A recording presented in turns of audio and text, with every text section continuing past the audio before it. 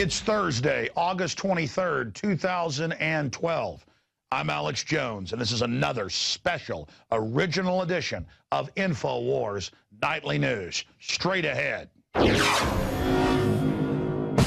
Tonight, on the InfoWars Nightly News, Alex charges the front line with three powerful patriots. First, John Whitehead, attorney for decorated Marine Brandon Robb, who was detained in a psychiatric ward, had this to say about Brandon's treatment. This morning, Brandon called me. He said, "John, I'm freaked out." I said, "What's wrong?" Because he's really usually so relaxed. He said, "A psychiatrist just visited me, and he said, I'm going to brainwash you, and I'm going to force medications on you. I'm coming back." Also, Steve Pachanik closes the book on the new SEAL Team 6 story. New info warrior, the bionic Dan Badandi, steps into the ring to reveal how he plans to make the globalists tap out. And Texas judge prepares for civil war if Obama's reelected. All that and more coming up on the InfoWars Nightly News.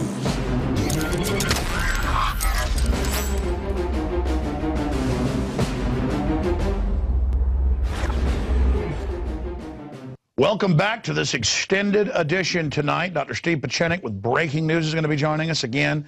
The head of the Rutherford Institute with very chilling news dealing with the First Amendment, people being arrested for their speech all over the country. He confirmed in our earlier interview that analysis.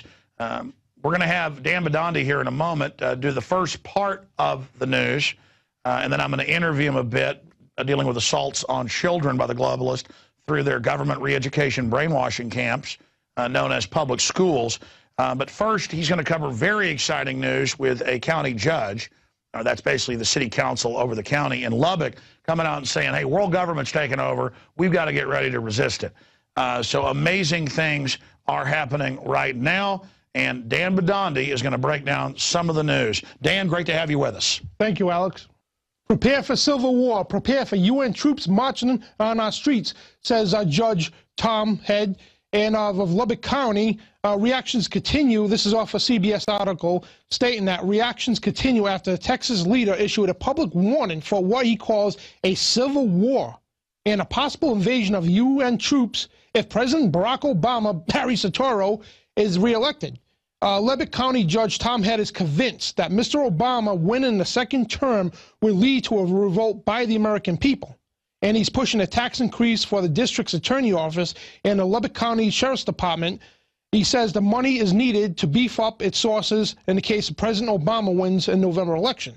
Now, in light of the story here, I see this coming. I mean, people are sick of Obama. They're sick of the Obama administration. But unfortunately, all people are not aware of the right-wing, left-wing paradigm. They're going to go for the Mitt Romney, for the great conservative Christian of Paul Ryan. And this is a false pretense of right versus left. And they're beefing up the American patriots. I mean, you see patriot groups rising all over the place. Yeah, you got the Tea Parties, all these activist groups going after, say we need to get rid of Obama. And Judge Head is right. I mean, we are looking at a possible civil war, I really think. And so we think the establishment is going to actually move over and bring in the next puppet, Mitt Romney. And we just watch out, folks, because if Obama wins again, I mean, our country's in trouble. But either way, Obama or Romney, we're still in trouble. The New World Order has got its grips on politics, folks. And I'm going to move on to the next article. Department of Homeland Security and the FBI warned that anarchists may use IEDs at conventions. And they're pointing out to the GOP convention coming up. And the Department of Homeland Security and the FBI have issued a bulletin to law enforcement warning that anarchist extremists may use IEDs or improvised explosive devices at the Republican and Democratic national conventions. And we got the FBI and DHS asks to the high-confidence anarchist extremists will target infrastructure in Tampa and Charlotte when potentially significant impacts on public safety and transportation, CNN reports. And again, they're putting the fear of God into people.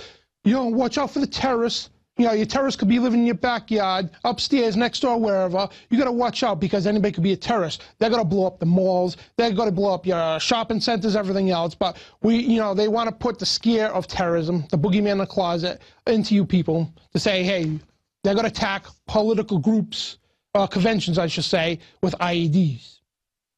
More propaganda? I think so.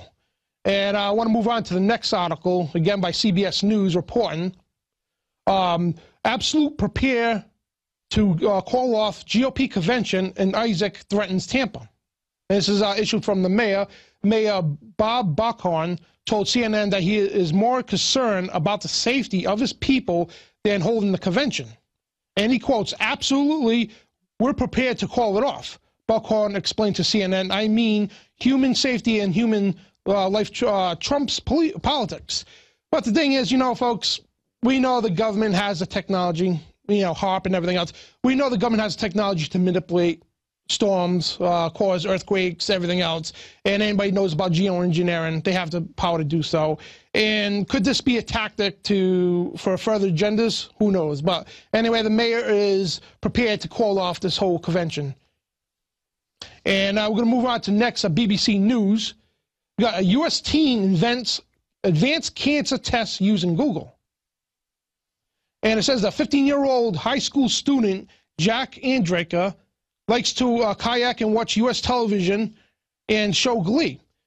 And when time permits, he also likes to do advanced research in one of the most respected cancer laboratories in the world. And Jack created a pancreatic cancer test that is 168 times faster and considerably cheaper than gold standard in the field. And again, you know, you got these people, there's a lot of people out there, folks, who come up with these great ideas. I mean, look at Nikola Tesla, for example, and they come up with these great ideas. You know, they come up with, you know, a possible cure for something. Then you get the government, or the elite, I should say, that like to hijack something good and turn it all around. That's why we got experiment on the troops, vaccines and everything else. I mean, it's total, it's disgusting, folks. It really is. And it's another story for another time with that. But I want to move on. Business as usual at the Federal Reserve if Romney is elected. Glenn Hubbard, Romney's economic advisor, told Reuters he would advise the Republican presidential candidate that Bernanke should get, quote unquote, get every consideration and stay at the helm of the private bankster-owned Federal Reserve. And quote, Ben is a model technocrat. He gets paid nothing for kicking around all the time. I think they ought to pat him on the back, Hubbard said of his longtime pal. And he quotes again, I may or may not agree with him, but that's very different from saying I question his motives. I wish politicians would stop doing that. He added, making an indirect reference to Ron Paul, who was questioned Bernanke on the numerous occasions as a member of the House Committee on the Financial Services. Mr. Hubbard is a life member of the Council on Foreign Relations, known as the CFR, a former Deputy Assistant Secretary at the Department of Treasury, and it was a chairman of the Council of Economics Advisor under Bush. So his fondness for the Federal Reserve System is quite understandable. He, in fact, was considered for the position of chairman by the Federal Reserve when Alan Greenspan retired, but his buddy Bernanke ended up with the job. Now, this is the Mitt Romney folks that quoted, I'm too important to go to war with the Vietnam. Now, if you look back to our founding fathers, how many of our founding fathers were war generals that fought in wars, the Revolution, the War of 1812, and so on? And they were great leaders, folks. Military make the great leaders, I believe. I mean, look at General George Washington, the best president we ever had. I mean, he ruled this country with an iron fist. They wanted to make him king, but he said, no, you know, we'll go to an election thing. And that's what a leader is, folks. A leader to say, well, I'm too important to go to war. You know, right there, that should put a red flag in your head, say, you know what, this guy is a coward. He's a puppet for the New World Order, and we know if he gets in, it's just going to be Obama in a Republican suit. That's all that's going to happen.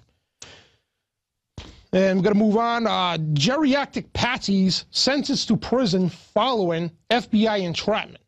Again, pre-crime, folks, Minority Report. You ever see the movie? If you haven't, I suggest you go watch the movie. It's an old movie. You could rent it anywhere, whatever. You could probably YouTube it, whatever. Minority Report. You'll see what I'm talking about, pre-crime here. And it goes on to say 2 elderly men, and the feds are insisting that they were dangerous terrorists, have been sentenced to what may amount to death sentences. And they didn't do nothing yet. That's the thing. And 2 Georgia men were sentenced Wednesday to 5 years each in prison for trying to get an unregistered explosive and an illegal gun silencer in what prosecutors describe as a plot to attack government targets, reporting from the AP News. One was a 73-year-old Frederick Thomas, and another 68-year-old Dan Roberts was sentenced to a maximum of allowing the plea agreement that they reach with the government. And what is now a standard pattern in domestic terror cases, the men were cajoled by the FBI informant who hyped the plot to kill government workers in an apparent effort to win leniency, and 6 sex crime charges against them. Informant Joe Sims had allegedly molested his stepdaughters. And now this is the pattern, folks. I mean, just like the shootings, this is the pattern, what they want you to believe right here. They say, they bring up crimes against people. Okay, oh yeah, they had crimes in the past, whatever, to justify, they're going to hype these people up to do crimes. I mean, look at the shooters there. How quick do they bring up the bad stuff they did or whatever? Just to pacify the people, to say, oh, these people are terrorists. So that guy next door that's a little weird, watch out, because he could be a terrorist too. You know, it's just unbelievable, folks. It really is. And again, this is pre-crime, Minority Report stuff. George Orwellian stuff. I mean, if you can't see that, I mean, I don't know what to tell you. I really don't.